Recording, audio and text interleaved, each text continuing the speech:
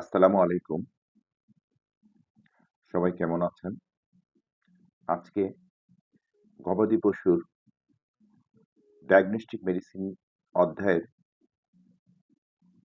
কিভাবে একটি পশুর রোগ নির্ণয় বিষয়ে ডায়াগনোসিস করা হয়, সে বিষয়ে আলোকপাত করার চেষ্টা করব। ভেটেরিনারি পেশার সাথে যারা জড়িত রয়েছেন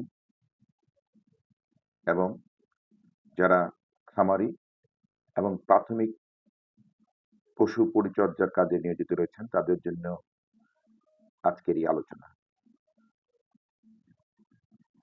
আজকে আমরা আলোচনা করব examination of the patient. Examination of the patient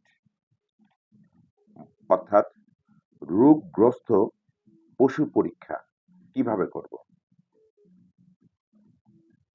আমরা এই পর্যায়ে general examination of the patient অর্থাৎ সাধারণ পরীক্ষা বলতে কি বুঝি। সাধারণ পরীক্ষা করতে গেলে আমাদের পশুর দূরে থেকে অর্থাৎ ডিস্ট্যান্ট ইন্সপেকশন, পশুর দূরে থেকে আমরা যে এক্সামিনেশনগুলো প্রথমে করব সেই বিষয়ে আজকে আলোচনা করব।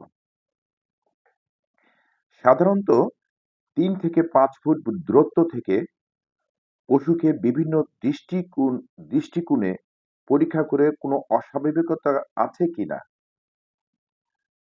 শনাক্ত করতে হবে। আমরা এই শনাক্ত করার জন্য ৪টি উপায়ে পরীক্ষা করি। যেমন পশুর আচরণ, পশুর ভাবভঙ্গি, পশুর চলনভঙ্গি এবং দৈহিক অবস্থা। পশুর আচরণ অর্থাৎ বিহেভিয়ার। পশুর অস্বাভাবিক আচরণ প্রতিটি প্রজাতির পশুর খাদ্য গ্রহণ, পানি পান, মলত্যাগ, মূত্রত্যাগ, ওঠা, দাঁড়ানো, হাঁটা, শোয়া, স্টার সাইকেল, যৌন মিলনের আচরণ বৈশিষ্ট্যপূর্ণ। পশুর অস্বাভাবিক আচরণ অসুস্থতার ইঙ্গিত দেয়। কোনো পশুকে তার দল থেকে পৃথক দেখলে তাকে রোগাক্রান্ত হিসেবে ধরে নেওয়া হয়। পশুর আচরণ নিম্নোক্ত দুইভাবে প্রকাশ পায়, যেমন এক্সাইটেবিলিটি বা উদ্দীপনা অর্থাৎ ইনক্রিজড সেন্সোমোটর স্টিমুলেশন,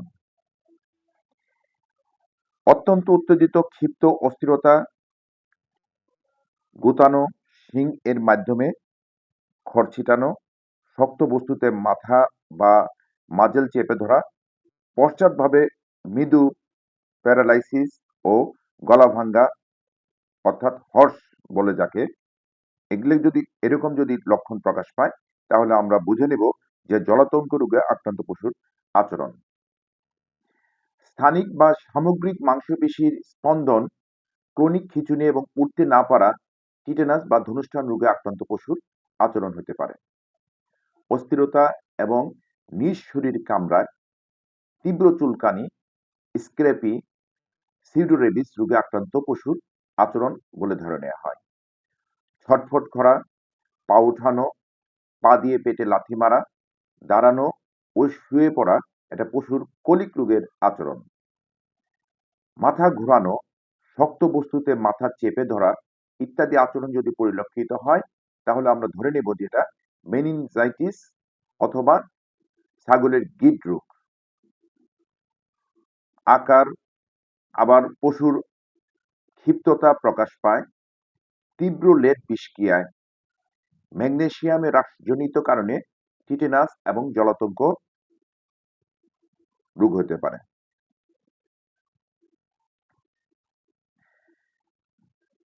ডিক্রিজ সেন্সোমোটর স্টিমুলেশন অর্থাৎ সক্রিয়তা হ্রাস যদি হয় পশুর, বিভিন্ন রোগের কারণে পশুর ঔদাস্য, অনীহা, নির্লিপ্ততা, অনুভূতিহীনতা, ডাম্মি অবস্থা পরিলক্ষিত হয়। যেমন ঘোড়ার লিভার ফাইব্রোসিস এবং গরুর কিটোসিস, দুগ্ধজোরে প্রথমে ঔদাস্য এবং শেষ পর্যায়ে কোমা বা অচেতনতা দেখা যায়। বাচ্চা প্রসবের পর দাঁড়াতে না পারা এবং মাথা বাঁকা করে ফ্রেঙ্কে রাখা, এটা মিল ফেভার রোগে আক্রান্ত গাভীর আচরণ। যকৃত বা বৃক্কে বিনষ্ট হবার কারণে বিষক্রিয়া হলে পশু অচেতন বা মূর্ছাবস্থা বা কমাতে যেতে পারে। বটুলিজম রোগের ক্ষেত্রে মাংসপেশি প্যারালাইসিস হয়।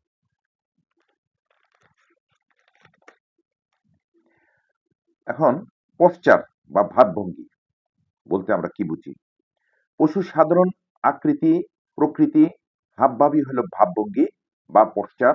পশুর দেহের প্রতিটি অঙ্গ যেমন কান, মাথা, ঘাড়, পা, লেজ, উদর প্রাচীর ইত্যাদি ভাবভঙ্গির জন্য পরীক্ষা করতে হয়।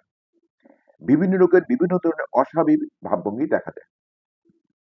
যেমন দণ্ডায়মান পশুর ভাবভঙ্গি। গরুর ট্রমাটিক রেটিকুলাইটিস হলে পিঠ কুঁজো করে দাঁড়িয়ে থাকে। আবার শো হর্স পশ্চার, প্রসারিত পা এবং লেজ, কান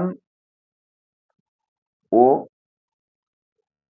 পায়ে যদি এরকম হয় তাহলে আমরা টিটেনাস বুঝে নিব। ডগ সিটিং পশ্চার, ঘোড়ার গড়াগড়ি এবং নিজ পেটে বা উদরে লাথি মারা সহ কনিক ব্যথা নির্দেশ করে। মূত্রথলির প্রদাহে পশুকে প্রস্রাব ত্যাগ শেষ হলেও কিছুক্ষণ সে প্রস্রাব করার ভঙ্গিতে দাঁড়িয়ে থাকে। শোয়া অবস্থায় পশুর ভঙ্গি। বাচ্চা প্রসবের পর গাভী তন্দ্রালু বা সংজ্ঞাহীন অবস্থায় একদিকে মাথা বাঁকিয়ে থাকলে আমরা দুগ্ধজোর হিসেবে অনুমান করি।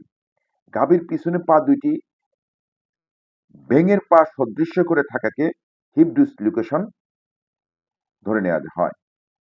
শোয়া পশু উঠার আগ্রহ হ্রাস বা অক্ষমতাকে পেশি দুর্বল বা লেমিনাইটিস রোগে আক্রান্ত হওয়ার লক্ষণ বলে আমরা ধরে নিই।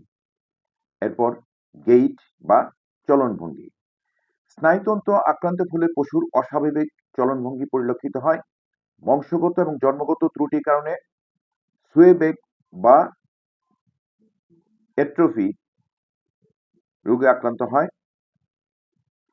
সেরিব্রাল অ্যাটাক্সিয়া হলে সকল পায়ের চলাচল অস্বাভাবিক হয়।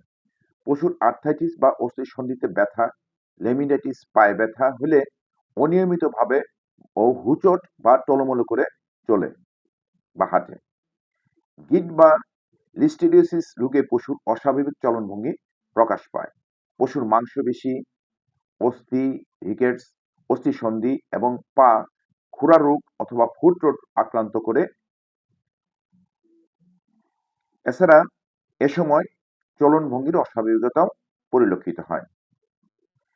ফিজিক্যাল কন্ডিশন মানে দৈহিক অবস্থা দেখে আমরা কিভাবে বুঝব? দেহের গঠন, খাদ্য ব্যবস্থাপনা, যত্ন ও রোগের উপর পশুর অবস্থা নির্ভর করে। দীর্ঘমেয়াদী রোগের ক্ষেত্রে গাভী বা গরু কৃশত প্রাপ্তি এবং আড়ষ্টতা এবং অনীহা প্রকাশ করে। তীব্র প্রকৃতির রোগে দৈহিক স্বাস্থ্য ভালো দেখায়, কিন্তু হঠাৎ করে রোগাক্রান্ত ফলে মাথা বাঁকিয়ে বা নিচু করে থাকে বা ছটফট করে। দীর্ঘমেয়াদী রোগ যেমন কৃমি, প্যারাটিবি, যকৃতের প্রদাহে গরুর স্বাস্থ্যহানি ঘটে। প্রিয় ভাইরা, যারা এতক্ষণ এই আলোচনা শুনলেন, আমরা এই আলোচনা থেকে পশুর ডায়াগনোসিস সম্পর্কে কিছু হলেও উপকৃত যদি হই তাহলে আলোচনা সার্থক। আগামীতে আবার অন্য একটা টপিক নিয়ে আলোচনা করব এই আশাবাদ ব্যক্ত করে আজকে এখানে শেষ করছি। আসসালামু আলাইকুম।